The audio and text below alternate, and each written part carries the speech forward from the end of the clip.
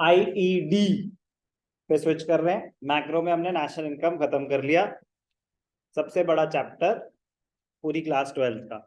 इसको कंपटीशन देगा एक और चैप्टर है determination of income and employment, वो भी अच्छा खासा लंबा चैप्टर है, बट स्टिल नेशनल इनकम में ज्यादा कॉन्सेप्ट्स है। पॉइंट, मैक्रो इकोनॉमिक्स का आईडी से कोई लेना देना नहीं है। अब एकदम से स्विच कर रहे हैं आईईडी पे। आईईडी यूनिट 1 कर रहे थे।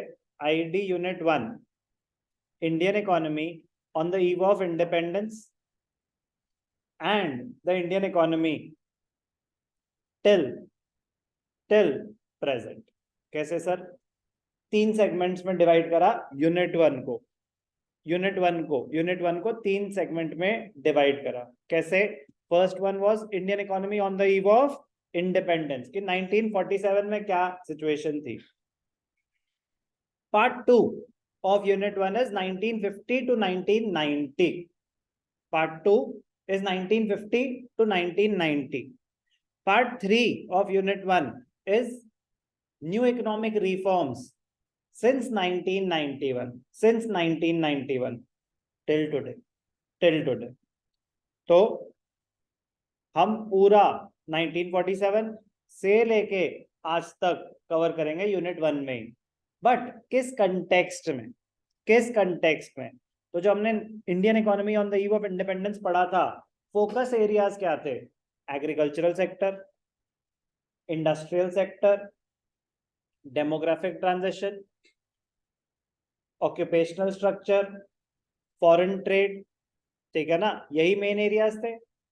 Agricultural sector, industrial sector, foreign trade, occupational structure और demographic transition, demographic condition of the country. इन्हीं एरियाज से रिलेटेड ही बातें होती रहेंगी। 3 प्राइम, एग्रीकल्चर, इंडस्ट्री और ट्रेड। ये 3 मेन फोकस एरियाज होंगे, और ऑक्यूपेशनल स्ट्रक्चर भी।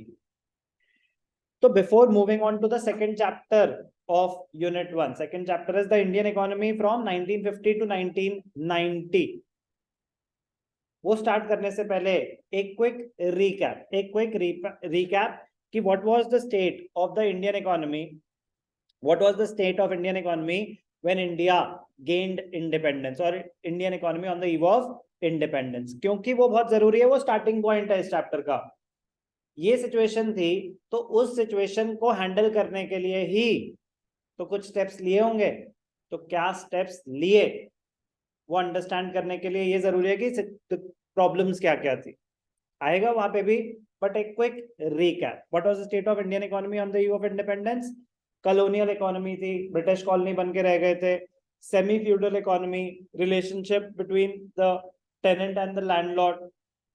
The tillers were not the true owners of the land, वो रेंट पे लैंड लेते थे और काम। तो एक कॉन्ट्रैक्चुअल रिलेशनशिप थी between the landlord and the tenant. Semi feudal economy थी। स्टैग्नेंट इकोनॉमी, स्टिल ग्रो नहीं कर रही थी इकोनॉमी। बैकवर्ड इकोनॉमी थी, low level of productivity, low level of per capita income, traditional methods of agriculture, high birth rate, high death rate, mass illiteracy, depreciated economy की resources सारे destroy कर दिए थे और उनको रिप्लेनिश करने के लिए कोई स्टेप्स नहीं लिए गए। मशीन्स को बहुत एक्सटेंसिवली यूज करा जो भी थी, और उनको उनकी रिपेयर्स टाइमली नहीं होती थी, उनको इंप्रूव करने के लिए स्टेप्स नहीं लिए गए। एम्प्यूटेटेड इकोनॉमी, टूटी फूटी सी इकोनॉमी, डिप्लीटेड इकोनॉमी छोड़ के गए थे ब्रिटिशर्स। एम्प्यूटेटेड में पार्टीशन का पॉइंट भी आ जाएगा। सेकेंड चैप्टर स्टार्ट होगा, बट मैं कह रहा हूं कि ट्राई टू अंडरस्टैंड कि एक यूनिट है बहुत बड़ी, डेवलपमेंटल एक्सपीरियंस, तो बट उसी को स्प्लिट कर दिया 3 पार्ट्स में। तो एक ही कहानी चल रही है, तो इसलिए रिवाइज करना चैप्टर 1 को चैप्टर 2 को पढ़ने से पहले, ठीक है ना? ध्यान रखना। तो चलो चैप्टर 2 स्टार्ट करें। आई रिपीट, एक ही कहानी है, टाइमलाइन बढ़ता जा रहा है, सेम ही फोकस एरियाज होंगे, बट अब टाइमलाइन क्या हो जाएगी 1950 टू 1990। Sir why not 1947? क्योंकि 1947 में छोड़ा था ना, क्योंकि प्लानिंग कमीशन जब सेटअप हुआ उसके आगे की कहानी है। 5 ईयर प्लान कब से स्टार्ट हुए उससे रिलेटेड कहानी अभी आपको पता चल जाएगा। In the previous chapter, we have learned that on the eve of independence, Indian economy was completely undeveloped. After almost 200, not exactly 200, 190 years there, but after almost 200 years of British rule and their exploitative policies, India finally gained freedom on 15th August 1947. ध्यान से देखेंगे, मुझे बताएगा कौन? मुझे बताएगी अक्षता। अक्षता, when was the Battle of Plassey fought?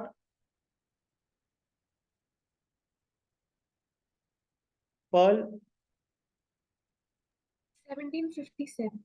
Correct. 1757, Battle of Plassey. India gained independence on 1947. So 190 years of British rule to be precise. But पढ़ने में बोलने में आता है तो 200 years से better होगा, around 200 years of British rule. Now it was necessary to reconstruct the backward and stagnant Indian economy into a developed economy. Therefore, the most important task before the government of independent India was to decide the type of economic system. अब powers हमारे पास आ गई, government हमारी है, तो हमें choose करना था कि कौन सा इकोनॉमिक सिस्टम चूज करें। कह रहे कौन सा मतलब ऑप्शंस से क्या? हाँ, 3 टाइप के इकोनॉमिक सिस्टम्स होते हैं, कैपिटलिस्ट, सोशलिस्ट और mixed.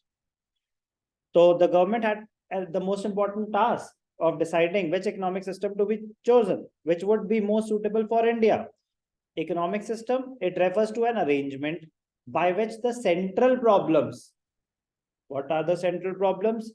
What to produce, in what quantities, how to produce and for whom to produce. बचपन की बातें हैं, but basic problems पता होने चाहिए, central problems, उनको solve कैसे किया जाए। Economic system refers to an arrangement by which central problems of an economy are solved. तो कह रहे क्या है ये central problems? What to produce, how to produce, for whom to produce. What to produce, क्या बनाए, कंजम्पशन गुड्स बनाए या कैपिटल गुड्स बनाए, गन्स बनाए या बटर बनाए, क्या बनाए? कह रहे जिस चीज की डिमांड है नेशन में वो बनाओ, या जिस चीज के लिए आप ज्यादा सुटेबल हो वो बनाओ। What to produce, in what quantities, how to produce, problem of choice of technique, labour intensive technique use करें या कैपिटल इंटेंसिव टेक्निक यूज करें। For whom to produce is the problem of distribution of income. How is the income distributed among the factors of production? कह रहे land के against rent दे दो, labour को wages दे दो, capital interest और entrepreneurship, entrepreneur ले जाएगा profit. Distribution, for whom to produce, कह रहे people who have the purchasing power, उनके लिए बनाओ। एक होता है फैक्टोरियल डिस्ट्रीब्यूशन, एक होता है income distribution. Central problems just read वो यहाँ के लिए इंपॉर्टेंट नहीं है। कह रहे वो तो हम माइक्रो इकोनॉमिक्स में ऑलरेडी पढ़ चुके हैं, but then why are we doing it again? वो ये बता रहे हैं कि when India gained independence, the first problem they had to solve was to choose the type of economic system. Sir, what is an economic system? It is an arrangement through which central problems of an economy are solved. तो problem तो यही होती है main, what to produce, how to produce, for whom to produce. वो solve कैसे करेंगे? It depends on the economic system. Capitalist economy में इनको सॉल्व करने का तरीका अलग होगा। कैपिटलिस्ट इकोनॉमी क्या होती है, एक एक करके रीड करते हैं। बट पॉइंट इज कि सबसे पहले चैलेंज क्या था? To decide upon the type of economic system. उससे पहले आपको मतलब टिप्स पे होना चाहिए कि what was the state of Indian economy on the eve of independence. Please revise करते चलेंगे साथ साथ।